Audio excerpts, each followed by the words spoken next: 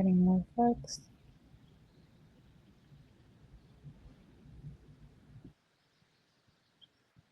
Cool.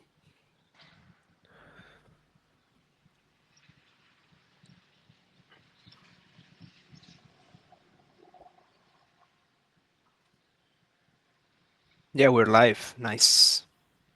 Hello, everyone. Welcome.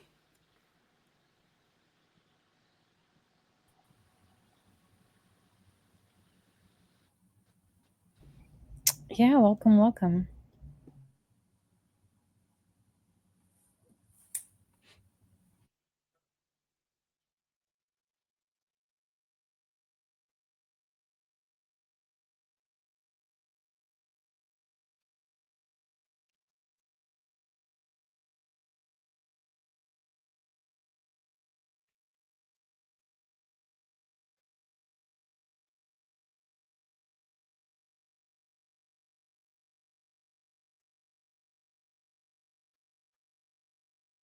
GM Sarah, GM Sensei, we're seeing all of your replies, so this is great.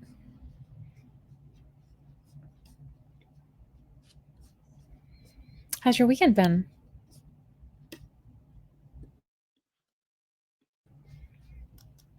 All right, we're up to 17. Feels like the party's just getting started. Nice.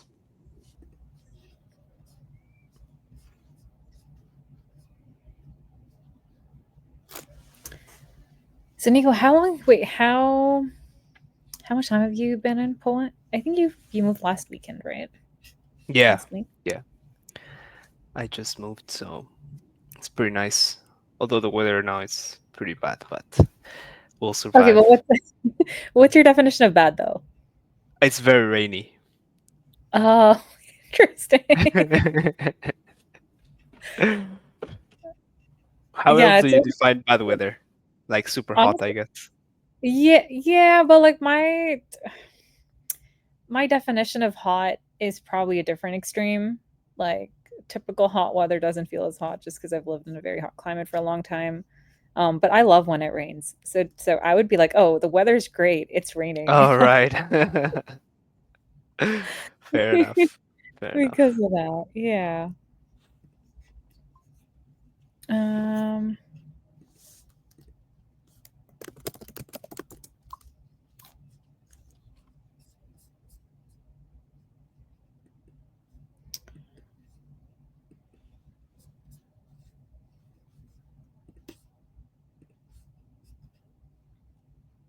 Okay, I think Charles.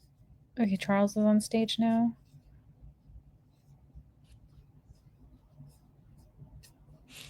Mm,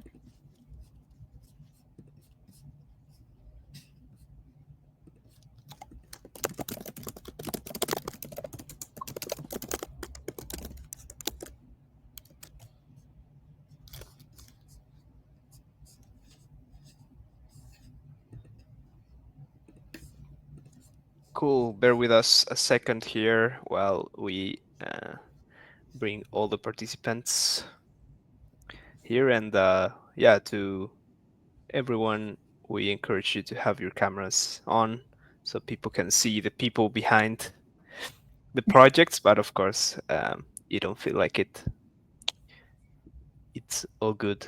But yeah, it's gonna be very exciting. We're doing this time. We're matching people from the Epoch into smaller groups that make sense, so we can have like a more in-depth conversation. So pretty excited about that. yeah, absolutely. I think we have. Okay, now we've got everybody. Awesome. Amazing. Well, I think we can officially get started. Thanks for bearing with us, everybody. Welcome to our first official Octant Epoch 8 live stream. This is going to be the first of many, and we've got a lot of really incredible projects, builders, and conversations that are going to be coming up. A few different things this time for our community and for our first timers that are just getting to get just getting to learn about Octant. We're going to give a little bit of an intro, and you'll notice this time it's a little bit different why live streams will. We've noticed people just responding better to them. It feels like Twitter Spaces are okay, and we get busy with them. But this time we're going to be doing a bunch of live streams and with topics and conversations that are interesting, and just finding new ways to introduce our community to our incredible projects. And so with that, a little reminder for everyone that has locked GLM and is part of our community, our allocation window goes live in a couple days. So it goes live on July 11th all the way up until July 25th. If you go to octant.app, you can see the timings specifically. It's localized based on where you are geographically, so you can see the exact time when you see the calendar.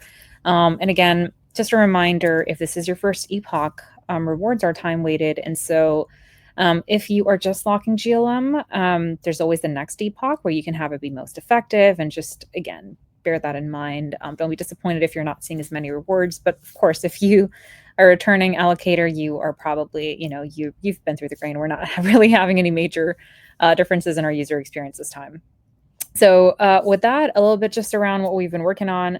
This theme has been interesting because it was our first time going into a deeper Ethereum theme. We went with contributing to Ethereum core, and we had 4 different categories that we had chosen.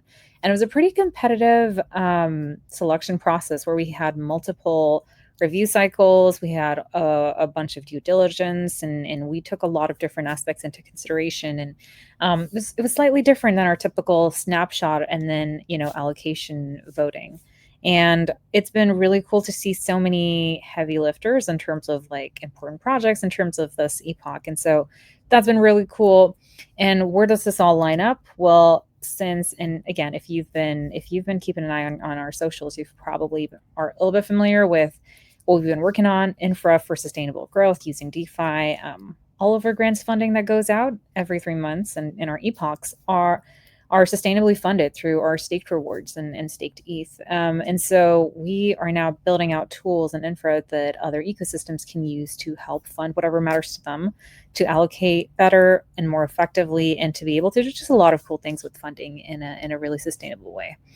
And yeah, with that in mind, I'm going to introduce myself. I'm Michelle. I head marketing at Octant, and I'm probably doing a bunch of other behind the scenes things. If you've noticed, may or may not have some input on what kind of GIFs we use sometimes as well.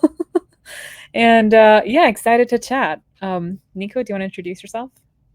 Yeah, for sure. I'm Nico. I'm a community lead at Octant, and same trying to coordinate everyone across epochs, across what's coming up for Octant V2, and organizing fun stuff. Yeah, excited to chat with you all. Amazing. I think we can go into individual intros now. Who do we start with? Fish, do you want to start? Yeah, sure. Hi, everyone. I'm Wish, and I am a developer advocate at the Solidity team. I've been with the team since August 2023.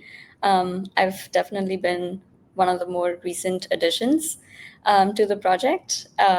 But yeah, my focus is mostly on external communications and special projects like Solidity Summit, Solidity Underhanded Contest, and making sure that the team can do their job, like the compiler engineers can just do their job in a very focused and heads down way while I can keep bringing in feedback from the community and the ecosystem. But that's me.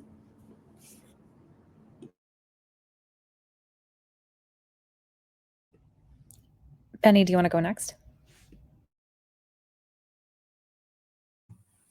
Oh, hey, I'm Benny from Vyper. I'm a developer and I started working, contributing to Vyper first from that perspective. Most of my efforts have been on the tooling side and also more recently on everything that has to do with operations and developer relations. So we've been trying to keep Vyper funded. We've had a bit of issues getting enough runway to keep the project going, but that's good. That's getting a lot better. And hopefully this Octant Epoch is also going to help us achieve those goals.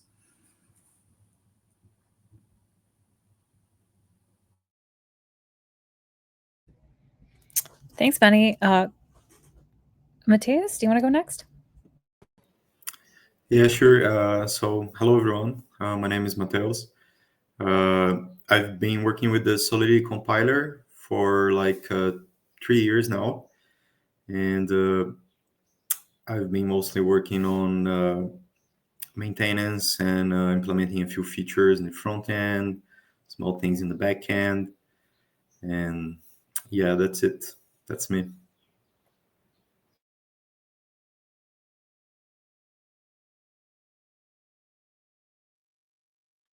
Cool. Yeah, Grant, you want to go next? Yeah, sure. Hi, my name is Grant. I'm at Argo, and yeah, work on the Phi language compiler. Yeah, it's been since about 2021.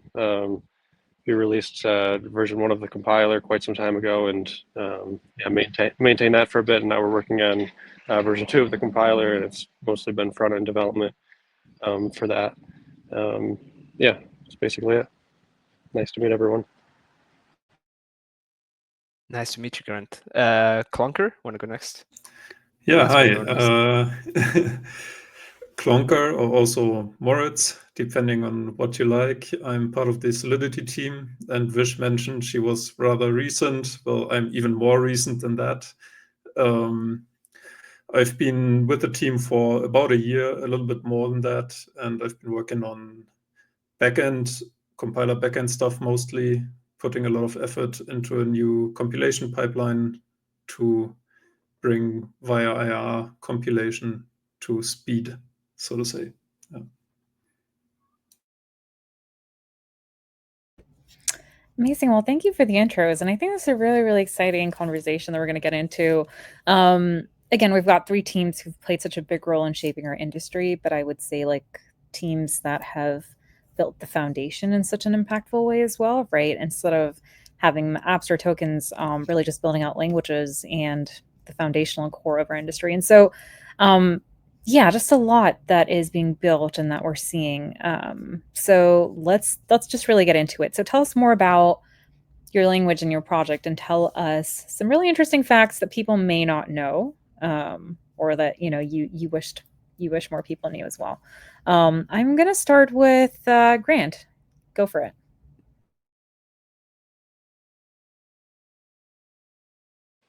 Yeah, let's see here. Yeah, I guess. Yeah, I mean, I guess so. When I first got involved in the Phi project, it was really just about adding another nice language option, for the Ethereum community, and yeah, I think this version 2 that we're working on has a lot of nice language features that the community will like, and they should check it out.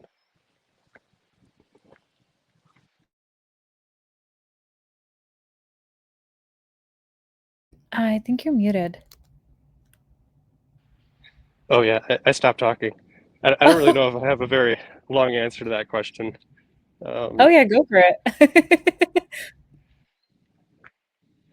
Yeah, I mean that's basically it. We're just a bunch of compiler engineers trying to create a nice language that just so happens to target EVM and the other targets that are popping up, or other platforms that are popping up. Incredible. And yeah, we've got quite the Solidity crew here, so that's awesome. Also, Charles, if you want to introduce yourself, I think we Hi. I'm Charles.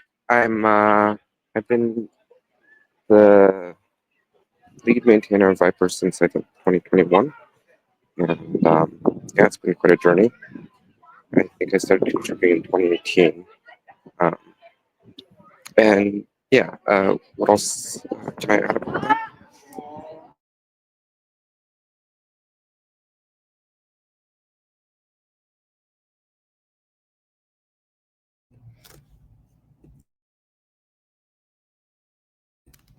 sweet. But now going back to the language and the question, yeah, Solidity crew. I mean, I don't want to pick on any one person, but yeah, tell us more about Solidity and tell us more about some interesting, I'd say, like, yeah, cool things about Solidity as well. I can take this one.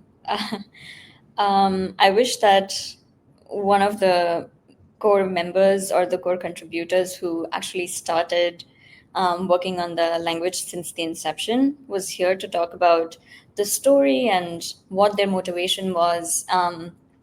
But I can definitely speak from what I've known since I've joined the team about Solidity. I think one of our main goals when we started about a decade ago. Another interesting fact is that Solidity is going to complete 10 years day after tomorrow, 9th of July. So we're gonna be doing some sort of a commemoration to just appreciate the journey so far. One of the main goals when the language was started to make it more usable was to make it more usable and make sure that users can just write something, a smart contract, as easily as they can in a language that was familiar to them, so that the syntax was still something that felt a little bit closer to what they had been using. And then, yeah, like deploy these pieces of code on a blockchain. That's how it started, and then ever since it has evolved into this set of features that keeps on, that list keeps getting bigger and bigger.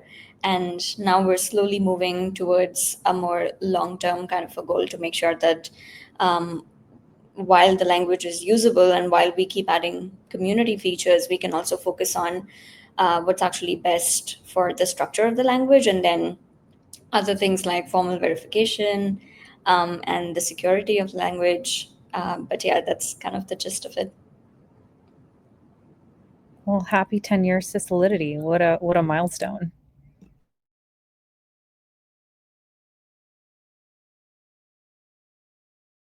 Yeah, Nico, go for it. Yeah, anyone at Vyper who wanna give a quick rundown of their project? Yeah, sure. I'd say Vyper started with a philosophy that was very much emphasizing simplicity and readability. Like, we wanted that if you wrote a smart contract in Vyper, it would be easy for someone that's not familiar with the language to be able to understand what it's doing. And sort of, if you wrote code in a certain way, right, then you could reasonably expect the contract to behave in that way. So we wanted to get rid of all the foot guns, all of those sort of like hidden gotchas that are quite common in blockchain development, or at least if we can't avoid it, like make that very explicit for the users. So that's, down the line, that's got advantages for security, for auditability. Like, when we work with auditors, common feedback that we get is that it's so much easier to audit a Vyper project just because sort of like all of the imports are there.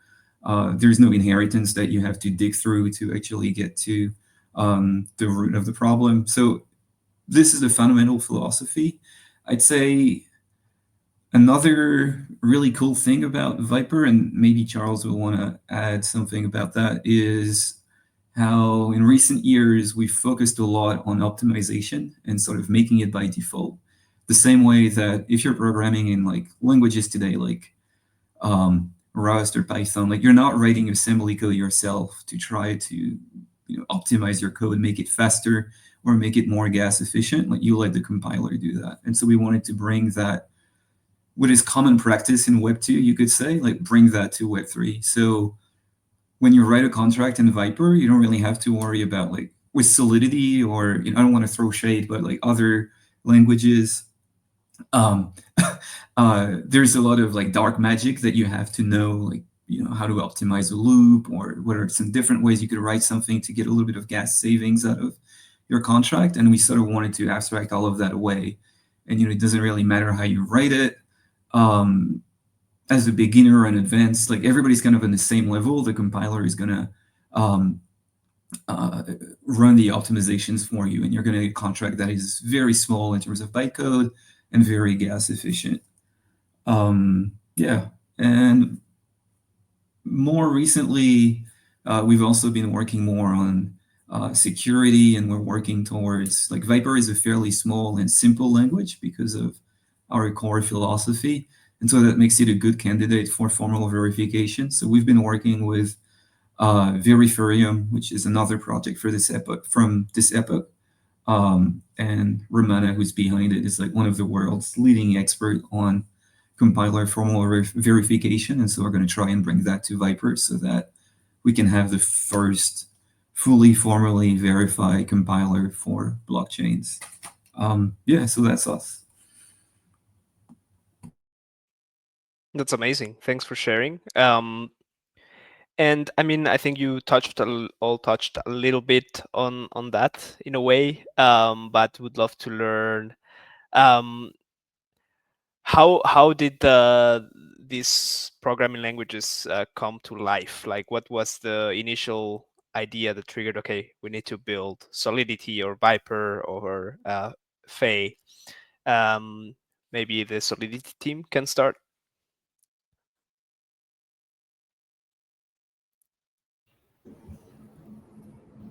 I mean, maybe I can like try to answer that.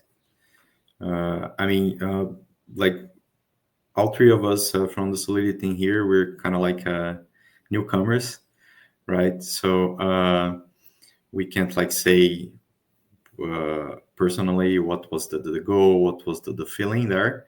But I guess that with Solidity is kind of like simple in a sense that it was kind of like the first language designed to build smart contracts on the EVM. So it was something that it was a clear need, right? It was this clear demand. And then Gavin Wood and Chris, sorry Chris, maybe I will mispronounce your last name, but Chris Ritzweinstein, they designed and then started implementing the language and the compiler. And yeah, it was like this for Solidity. It was like this initial demand, right? And as Vish said earlier, the language was aimed to be something familiar, something that people could like easily get into and build upon concepts that they already were working on other languages. Yeah, that's super cool. I mean, 10 years and Ethereum is also 10 years. So that probably gave people a clue that Solidity is what made the EVM live in a way. But thank you for sharing that. Maybe Grant, what about Faye? Yeah. Yeah. So again, the project started about 4 or 5 years ago, and yeah, I guess one of the key things with Fee's start was that the Solidity team had developed this UL backend, and then in addition to that, there was some tooling in Rust that allowed you to use this UL backend more easily. And then also someone had started working on a parser called Rust Vyper, and it just kind of seemed like a nice opportunity to get these things hooked up and create another language and go from there. And that's kind of what version 1 was all about, was just taking these initial pieces of software, putting them together, and then designing the language from there. And yeah, now with this version 2 of the compiler, it's pretty much the same stack, and we're looking at alternatives to UL for the back end. But yeah, I think like in general,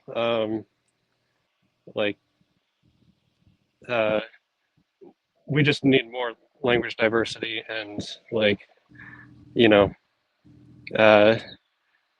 just try and pick a good stack. That's what we're doing with Rust and all of the tools that are available in Rust. There's a lot of nice packages for like error reporting, for storing things related to compilation, and then also supporting editors with a language server, these sorts of things. So yeah, it kind of started as this really hacky project, and the language was somewhere between Rust and Python, and it was all very ad hoc. And yet now the project has kind of changed to this, I think, more mature engineering approach where the compiler architecture takes a lot from like how the Rust compiler is implemented and how other compilers are implemented, and then yeah, the design of version 2 is based on features that you'll find in other programming languages that target conventional platforms. And yeah, we're just kind of trying to utilize the state of the art of programming languages to enhance the development experience of Ethereum programmers.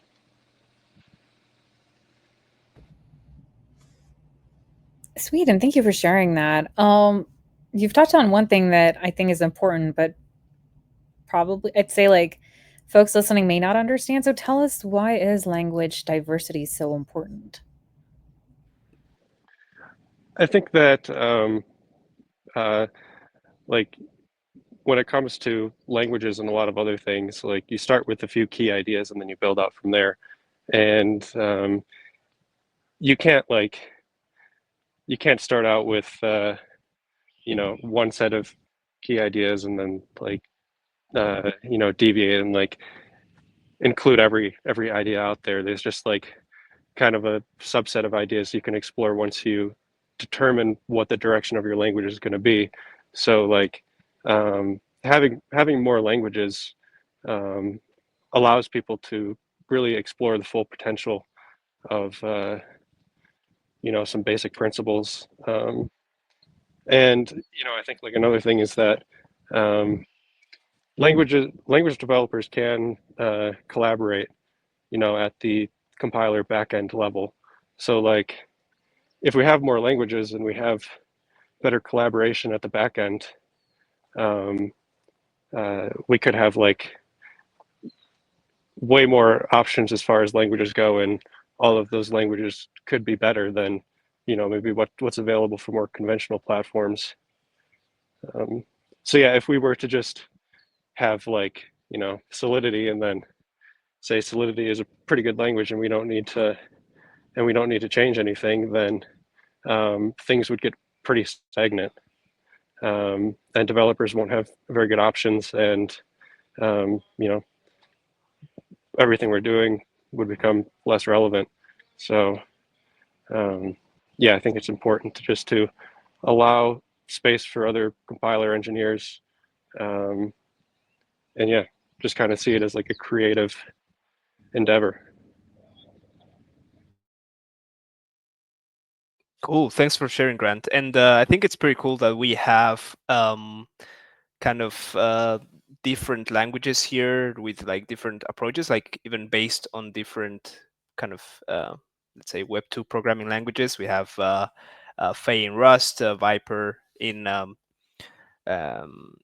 Python, and so on. So I'm curious about like what are maybe like some sort of different philosophies that each of these programming languages have. So yeah, how do you think about that, and what does it say about moving the ecosystem in a specific direction?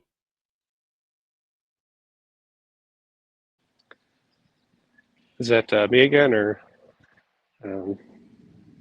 And sure, Grant, you feel free to take it first. Curious about everyone's opinion here. I mean, as far as fee is concerned, I don't really want to speak for other teams, but as far as fee is concerned, and especially in version 2 is where we really try and like design things around,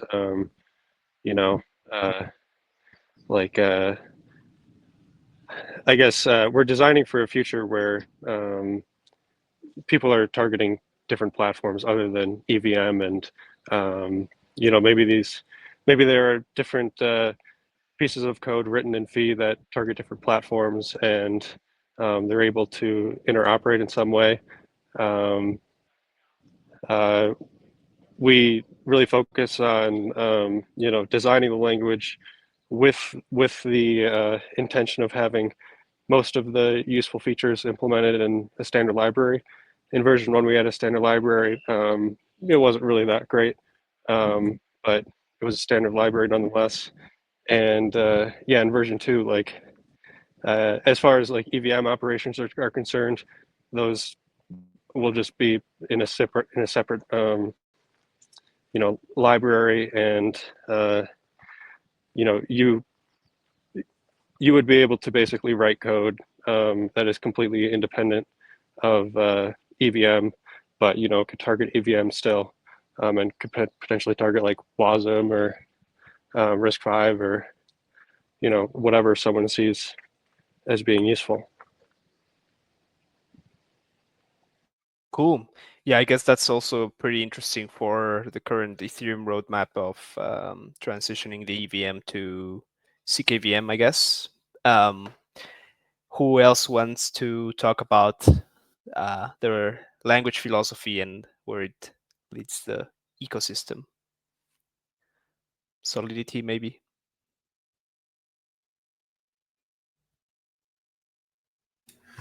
Well, maybe I can take that as the youngest addition to the Solidity team. We've always had a philosophy of keeping everything as stable as possible, as secure as possible. We move notoriously slowly with everything, have very thorough review processes and stuff. On the other hand, we've also noticed an explosion of complexity when it comes to adding new features, which slows us down even more. And of course, it's hard to involve the community on that. And in that direction, we want to improve things and change things a little bit, change our philosophy a little bit, with a new experimental Solidity language that looks and feels like Solidity, but consists of a small stable core. And then on top of that core, we want to develop a standard library, a little bit like what Grant just alluded to, so that we have like the stable core that doesn't have to be touched as much. Then we can keep the complexity relatively low in that and make the language powerful enough to express these new features more flexibly in language, actually. And that's something that we're aiming to do in the future.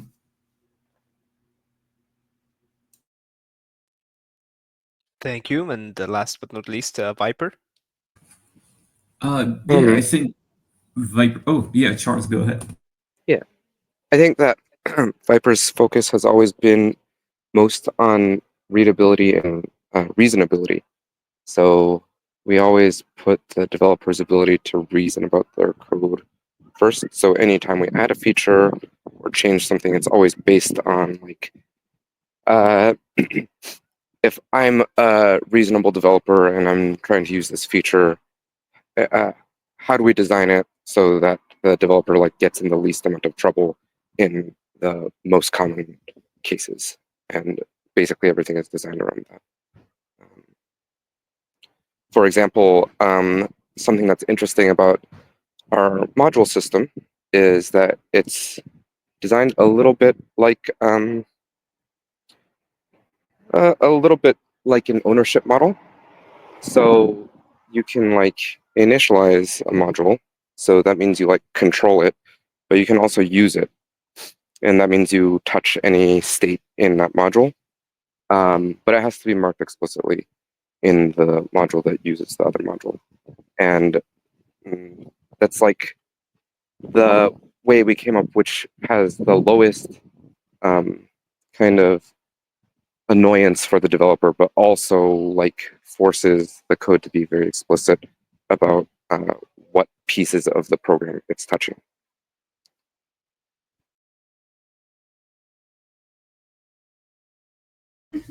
Sweet. Now I've got a question, which is really for folks that are just being introduced and want to learn more about how to get into each of your languages and your ecosystem. Like, how can they learn? Any go-to resources that you recommend? I know there's tons of work that's being done to onboard new devs and builders every single day, but what are some of your favorite resources and what would you recommend to folks that are joining in? And also a reminder, we can see your replies. So please, if you've got questions, definitely feel free to reply to the live stream tweet and we're going to read them out for you. But yes, for resources, yeah, let's start with Solidity. I can take this one since I work closer to the community and ecosystem and like education side of things.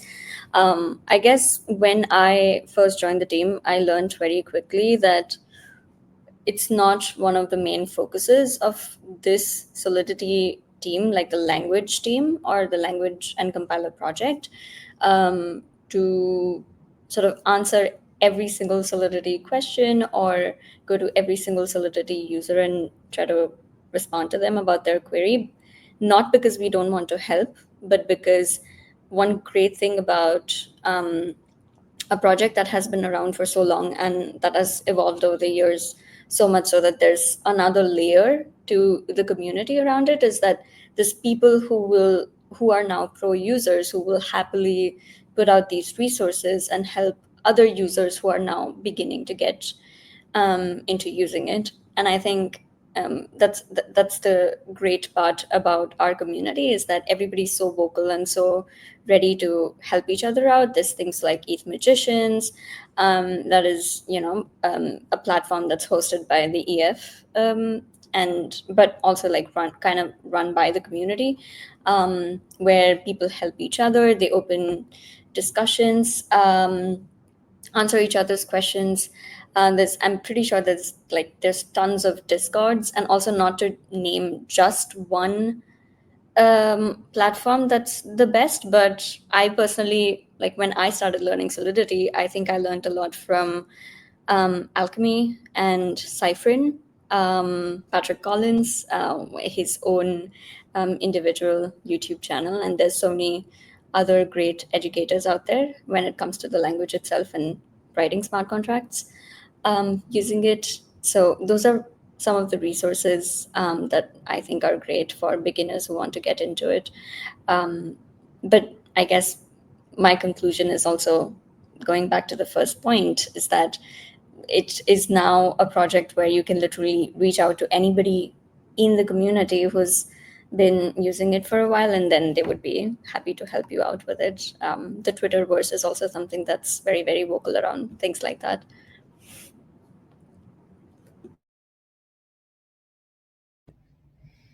Incredible. And yeah, big fan of ETH Magicians. And also, hi, Pablox. I see Speedrun Ethereum reply. Big fans of, we're big fans as well.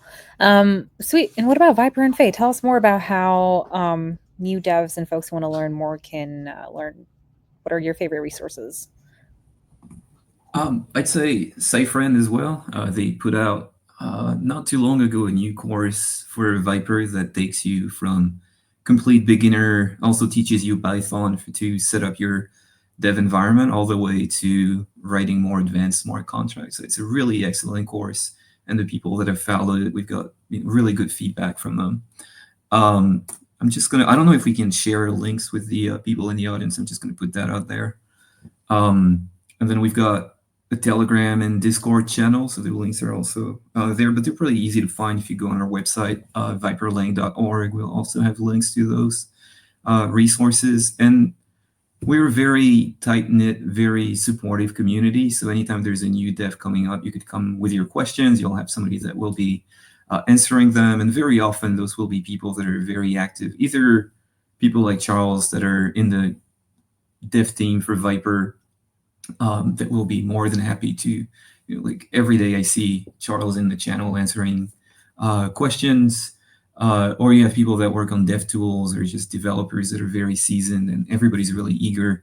I think we're all rooting for Vyper to grow, to develop, and to be able to convert new devs. So I think everybody's really eager to help. And yeah, I think those resources are there. We've also been trying to be more present and visible at conferences. So every time there's a major Ethereum conference, try and look up a Vyper workshop or a Vyper hackathon, because we're going to be trying and do more of those.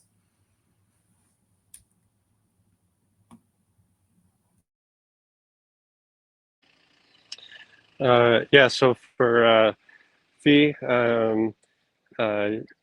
if you want to talk with us or just stay in touch with development, you can join our Zulip, and you can find the link for that by going to our website, feed-lang.org, and then click the community button.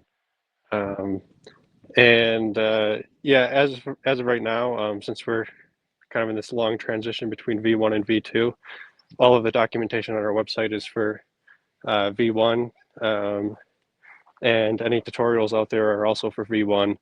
So unfortunately, that's not too relevant anymore, since we're mostly focused on delivering V2, and since we're a small team, we don't really have a lot of time to help people out with using V1 or adding new features to that.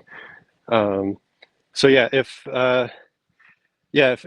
anyone is interested in playing around with version 2, they can just go to our repository and clone it and then compile the front end themselves, and then they can use either the command line interface or our language server, which has Vim support and Z support, and maybe VS Code. I'm not sure, but yeah, at this point, if anyone is interested, they can start playing around with version 2 of the compiler, and if they're in the Zulip, there's occasionally chatter about some examples, people sharing code. In particular, we have our user Ahmed Castro, who hopefully they don't mind me dropping their name, but they've been experimenting with version 2, and they have a bunch of like token demos, kind of standard Ethereum stuff, implemented in a repository that they have on their personal account. So you could find that in the Zulip if you're interested. And yeah, the version 2 has some pretty interesting language features. The type system is pretty similar to Rust, but then it has this additional feature called higher kind of types, which is something that I've personally really enjoyed, exploring the possibilities of this type system feature. And I'm sure if other people have an interest in programming languages and type systems, then they might be interested in playing around with that themselves. So again, if they want to do that, they can just go to our repository and compile it themselves. So that's where we're at with version 2. And unfortunately, there aren't a ton of tutorials or there isn't much documentation on version 2 yet. Cool. Thank you, everyone. Pretty cool. And yeah, we'll make sure to share these links so that people can engage and start building with their language, with these languages. Maybe shifting gears a little bit here to maybe, let's say, more advanced stuff in a way. This is a question that's been sent, so shout out to the people there. Let's say, how do you add new features to your language? Can you walk us through the process of how you draft a new OP code and then it becomes a new feature sort of thing? Maybe let's start with Solidity. Just wanted to clarify, it's like, by process you mean sort of curating the roadmap, or making the list of features that we want to get added based off of these requests? Yeah, exactly. Maybe like the entire process of like, I think you already answered part of the question. Like, okay, you first get a request from the community, and then how do you process that? How do you prioritize, and how do you end up deciding that it becomes a feature? Yeah, of course. Interesting question, because that's also something that we're currently in the process of doing for the next few, for the next 1 or 2 quarters. We want to make sure that there's a new and updated roadmap now that we're like all of these projects are part of the Argo Collective. We also want to start putting out progress reports and stuff like that. So we wanted to have a concrete list of features that we will be dedicatedly working on. It's a little bit tricky because, yes, there's so many features that you want to work on and give the community, but sort of circling back to the initial few questions about the responsibility and understanding how your work will change the minute you start working on a high impact, high usability kind of a project, where there's such a big user community around it. You keep getting requests from sort of all directions. It's on Twitter, it's on the Solidity forum, it's on, it's coming from Reddit, it's coming from Matrix, on some of the Discord chats that we keep an eye on. And so there's never sort of a lack of requests. It's not like it's only on GitHub issues or something. I guess the tricky part is making sure that we pick the right ones to do at the right time.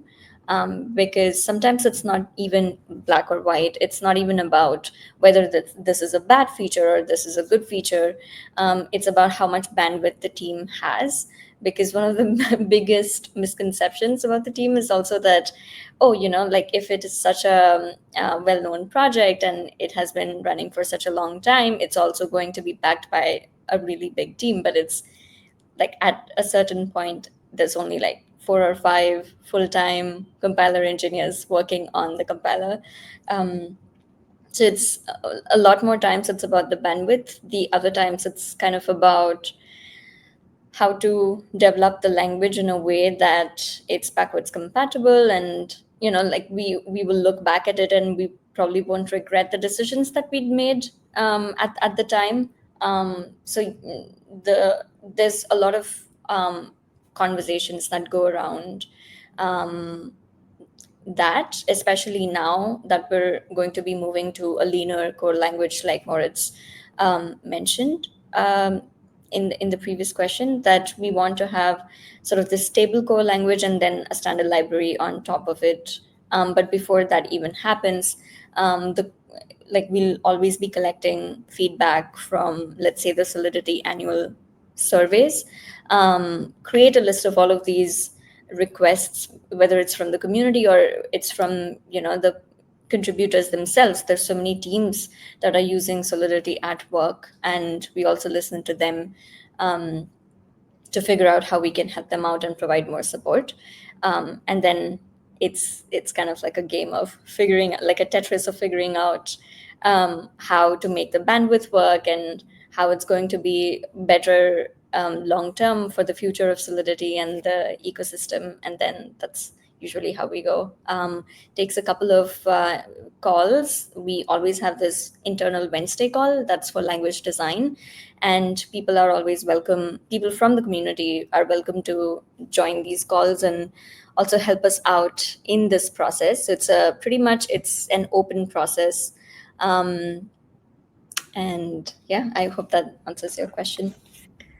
It does, and I think that's a reminder for everyone to fill out these annual surveys. I think, and especially as being part of a team where we do send out surveys to get feedback, it makes such a difference when people do fill it out and actually share stuff. And it's just, it just adds so much more meaning in terms of being able to help us make decisions. But great reminder for that. And yeah, let's get over to the Vyper team.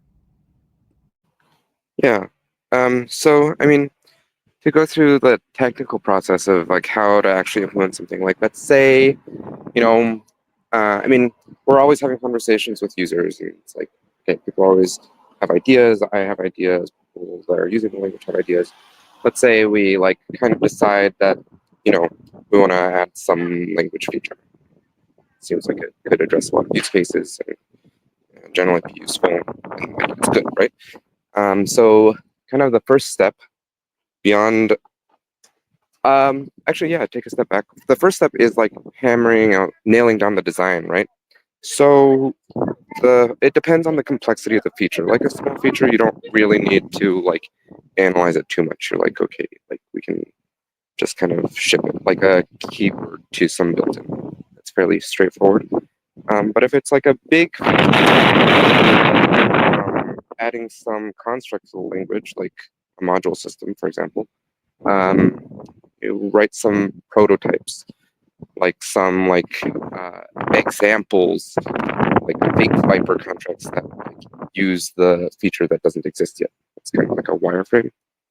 And see how it works, how it interacts with like how it might look in like a slightly larger project or a slightly larger code base, and in general like what the usability of it is. And then once we kind of have like a good design, then it's like just a matter of implementing it. So you start adding it to the AST in the parser. So that's just like where it belongs in the language grammar, and basically how it looks. And then the next part is defining the semantics. So there's like what cases are you not allowed to use this feature? What kind of types are you not allowed to put in which places, and so on. So you kind of define what are invalid programs. And then once you have all those implemented, then you can implement the code generation. So you take this like feature in the AST and it's been checked that it's like valid code. And then you generate IR for it. And depending on the language feature, usually that's kind of where you stop, because then the backend just takes care of lowering but depending on the feature, it might need special support. For example, way back when we implemented immutables, kind of had to like extend the IR in order to support that. So that's the general outline of how it works. Obviously, I mean, feature is like its own unique snowflake thing. Yeah. Cool. Thank you, Charles. Now, Faye, Grant. Yeah. I think so as of right now, with version 2, we're focused on getting the language as like simple as powerful as possible, because what we want to do is offload all of like the features that people typically use into some library. And as of right now, we've got this core library that we embed within the compiler, and that's meant to basically have nothing to do with platforms. It's just a library that's useful for very basic things, and only uses features within the language. I guess as of right now, we don't have like a bunch of users flooding in and saying like, hey, you need to implement this and you need to implement that. It's more just we're focused on the basic language design and making that as good as possible, and enabling people to create libraries that are useful for whatever they're doing, and are probably useful for what other people are doing. And then other things we're working on, just like the tooling support, the package system, all of these things I think are pretty straightforward. And of course we welcome people from outside of the team in providing their feedback on what we have, or just like ideas about how things could work in an ideal world. But we're not like Solidity or Vyper getting tons of feature requests from users, and yeah, in the future, we're hoping to just enable developers to, instead of nagging the compiler team about adding something, they can just write it themselves using the language and the package system. And that's easier said than done, I think. You have to really make sure that the language is done right and the package system is done right to enable that. But I think the end result is worth it if you have thousands of developers that want to have differing opinions about how things should work, and maybe some of them share opinions. It'd be much better if they could work together among themselves, instead of depending on a small compiler team to add everything to the language. Sweet, thank you, Grant. And switching gears, I know we are at time, but I think we can extend it a little bit longer. So we'll go past for the next few minutes and should close out 10 minutes later than scheduled. I kind of want to switch tracks back to security. And I know we brought this up initially just for a little bit, but security just takes on such, I feel like there's just so much more at risk when it comes to our space in particular, right? And just in terms of what's at stake here if something does go wrong. So how do each of you, in terms of languages, like how do you handle testing and security across different layers of the stack? And also just, I think, how do you handle that pressure with, I think like with security in any other industry, you're not going to see big headlines, but there's just so much more when it comes to our space, given the nature of it. So how do y'all handle that? I think we could start with Solidity for this one. Of course, y'all have been around for a decade. And yeah, tell us more about that. And then we can go on to Vyper and Faye. Well, we are in the very fortunate position to have someone called Camille on our team. He is absolutely glorious when it comes down to finding bugs in code. He is so meticulous and so good at that. So we are very happy to have him. But of course, that's only one facet, like having meticulous peer reviews and having multiple iterations on things and stuff. But there's more you can do. There's fuzzing. There's differential fuzzing. Like we're working on a new pipeline. We can try to differentially fuzz it against an existing pipeline, make sure that code doesn't break. We don't introduce semantic differences. And then there's just regular testing, like a lot of testing essentially. And if I'm honest, like this pressure you mentioned, I've gotten this question before once.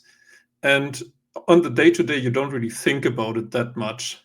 And maybe that's your mind playing tricks on you. Maybe you should think about it more, but I personally don't. I just try to do the best that I can, and I hope it's enough. Yeah. Well, it's a great coping mechanism. So I think that's very practical. Incredible. Vyper. Go for it. Yeah, I mean, I think our process is quite similar. I think with security, no single thing is going to save you. You just have to kind of be creative and try to find like any way you can to like try to ensure that the code is correct. So we also have a dedicated security engineer. Cyberthirst is very good, and between code review and testing, he has his hands quite full. Also, like, yeah. So there's regular unit testing. There's also one thing that we're starting to employ a lot more is like for specific parts of the compiler, just like writing dedicated fuzzers for that. So, for example, the memory optimizer in our backend in Venom, I'm like writing a fuzzer which will like specifically like generate like weird programs that have a lot of memory operations, and then see if test if the optimized and the unoptimized version have the same semantics. Another thing that Benny mentioned earlier is this formally verified compiler, which once it's complete, you'll be able to kind of compare the bytecode of the Vyper compiler and the formally verified one, see if they're the same. And then another thing that we're looking into quite a lot lately, actually with the help of HEVM from the Argo Collective, is like actually using bytecode, symbolic tools to like prove bytecode equivalence. So like proving that for any specific program that the optimized and the unoptimized version are like the same. And so yeah, it's all of these things, and they all have like their kind of trade-offs, like depth versus breadth of the coverage and so on. So you just have to like try to cover all of your bases, basically. And with regards to the pressure, yeah. If we ever ship a bug, that's like a big problem. Some gray hairs that I didn't have when I started. But I mean, somebody's got to do it. Like somebody's got to take responsibility for all of this and to like actually ship the compiler. So that's the position we've either found ourselves or gotten ourselves into. Thank you, Charles. Last but not least, Faye, I know you guys still have way to go in terms of things that are secured with Faye, but still curious to hear about maybe like what's been the process so far and how do you think about it for the future?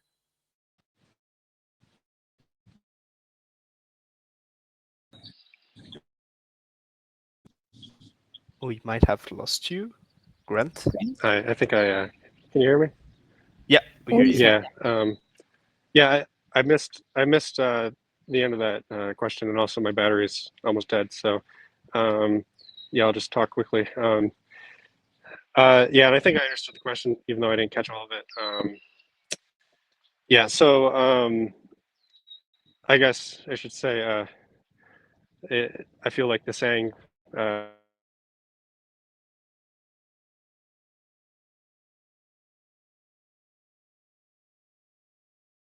Here. I think we're losing you. Yeah, we missed what you said. Yeah, can you guys confirm that you can hear me? Now, yes. Now, yeah. But before we couldn't. Yeah, I sorry, can hear guys. some birds though, which is really calming. I'm not even sure if I'm on this. Yeah, so I think you guys can hear me. Not anymore. I've only got 2% on battery left. Sorry about this. Yeah, I guess, yeah, so in version 1, we did this thing where we created a set of content. Oh no, I think we lost him. Yeah, I think we lost him. That's unfortunate. It is, but that's all right. If y'all, we're gonna add everybody's links. Actually, because of it, it did get hacked at one point because of a bug in the contracts and the way it was written. But that was a fun way of sort of like validating the security of Fee version 1, and I think it would be really nice to do that. But yeah, I mean, back to what I said earlier, like I think like the security considerations are like an opportunity to, like it's an excuse to create a language that is extremely secure, and I think that's like a fun that any compiler engineer would be happy to take. So yeah, it's whatever. And also people haven't really been using our language for like high value content.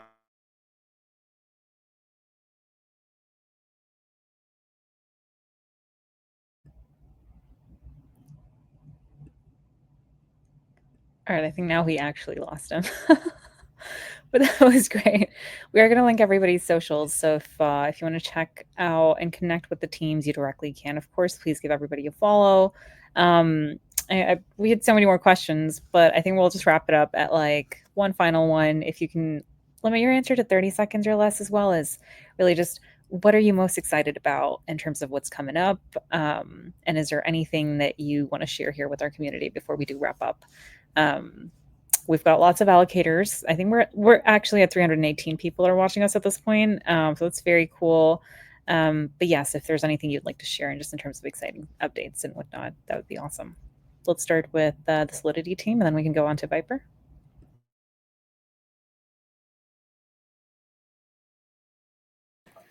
I mean, I would say that from the Solidity perspective, like we are very excited about like this new core language, the kind of like remodeling how the language works internally, and as some of other members mentioned before, like this is gonna allow us to have like this very stable core, and then the community will be able to propose and work with us in developing like standard libraries on top of that.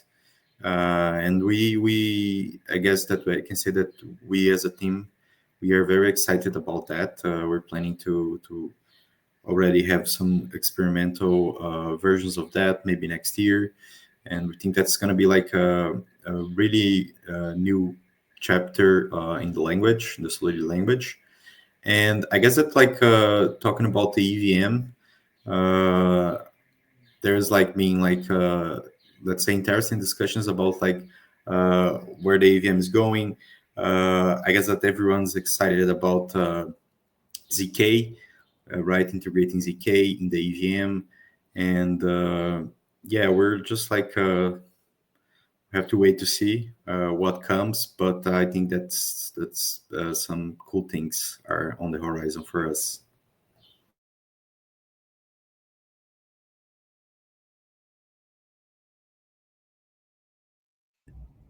Vyper, want to go next? Yeah. So, I mean, I guess real quick, I think the things I'm most excited about for Vyper are productionizing the Venom pipeline, which is should drastically improve the performance of Vyper programs. And also the improvements we're making behind the scenes to our testing and QA processes, which is like security is probably right now the biggest bottleneck for us shipping. So really building out testing infrastructure and using more techniques and making more sophisticated so that should allow us to ship much faster, and you should see the velocity kind of increasing in the coming months.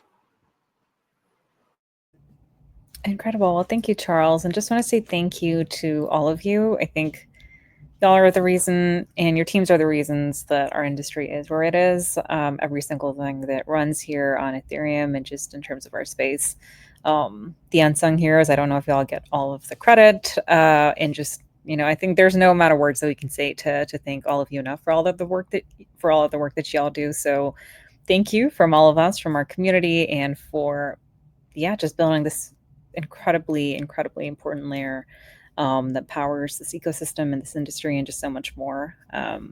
We are so grateful, and we're so grateful for having you in the space as well.